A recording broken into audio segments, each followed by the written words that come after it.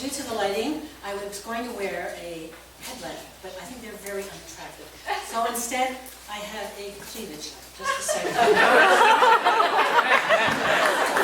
It works beautifully. Wow.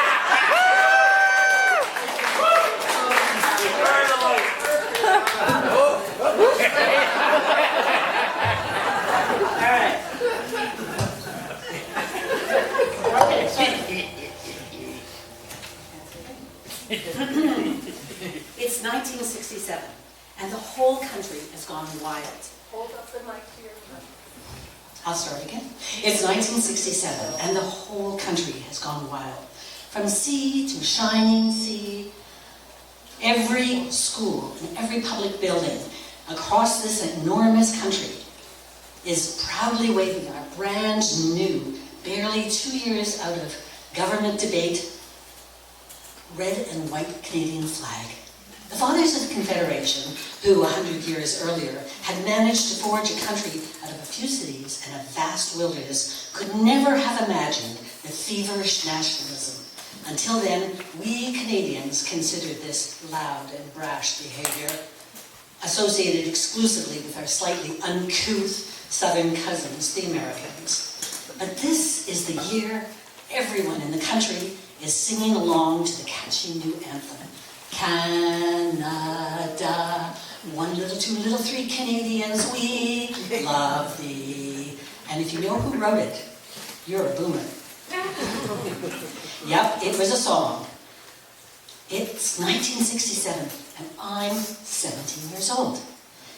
My parents are part of the behind-the-scenes team, creating what is going to be the biggest part our country has ever seen.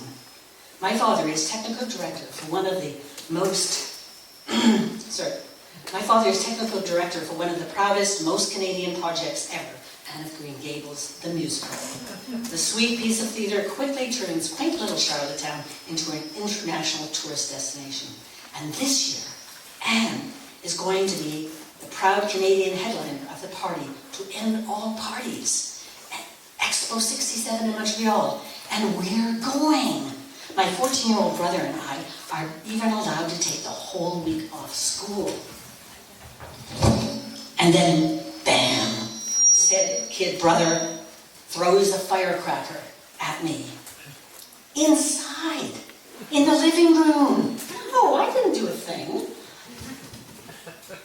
The firecracker misses me, thank goodness, but it does leave an ugly black hole in the living room carpet. That's it. You kids, the 2 of you will not be joining the rest of the family on the trip to Montreal. Nope, you have to stay at school and go to school all week long.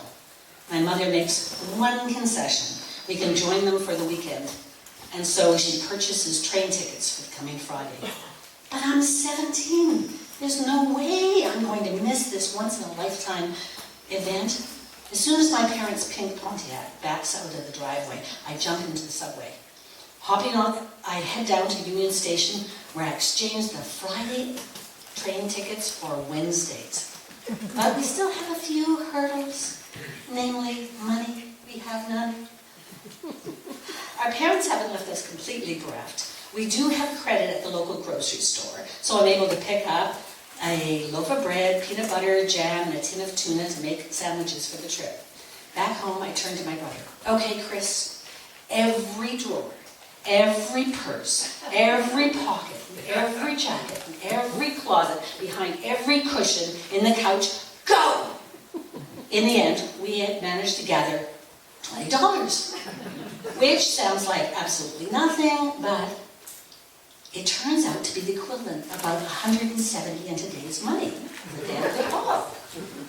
Wednesday morning, we board the train, suitcase in one hand, loaf of sandwiches in the other. Not being very food savvy, I had pre-made the sandwiches the night before. Half the bread, half the loaf being peanut butter and jam, the other half tuna. After even a couple of hours, we are peeling soft, doughy slices of peanut butter and jam off of oozy, stinky, fishy tuna. That's all we have to tide us over for the next few days. Arriving in Montreal, we enter the nearest hotel.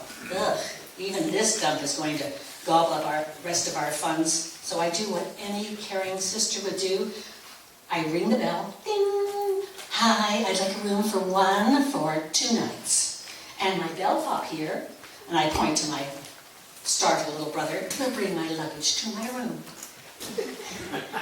For the next 2 days, poor Christopher has to scramble up the fire escape to get in and out of the hotel.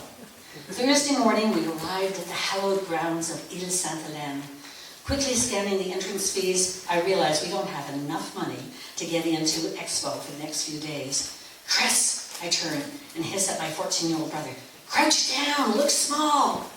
1 student and 1 child, please, I say to the woman behind the glass. For the next 2 glorious days, Christopher and I explore pavilions with floor-to-ceiling films, revealing eye-popping visions of an almost fantastical future. Thankfully, my kid brother also has a nose for sniffing out free food giveaways on the site. And if you're wondering all this time what our poor parents are thinking, how they're suffering, not knowing where on earth we are, remember, it's 1967. There are no cell phones. There's not even any answering machines. If no one answers the phone, no one is home. By midweek, my parents only know that we have not shown up at school, but there's nothing they can do about it. Friday evening, Christopher and I sit innocently beside our suitcases at the Montreal train station, just as the Toronto train arrives. Across the grand expanse of La Gare Centrale, we see our father striding towards us. Chris bats his long black eyelashes up at Dad, but I know the jig is up as soon as I see my father's face. He has this crooked little smirk he gets whenever he's trying to hide his amusement. Secretly, he's rather proud of his resourceful and adventurous 2 older children. The next day, my father presents me with his Expo Pass, which allows me to skip the 2-hour-long lineups and wander freely throughout one of the greatest fairs this country has ever seen.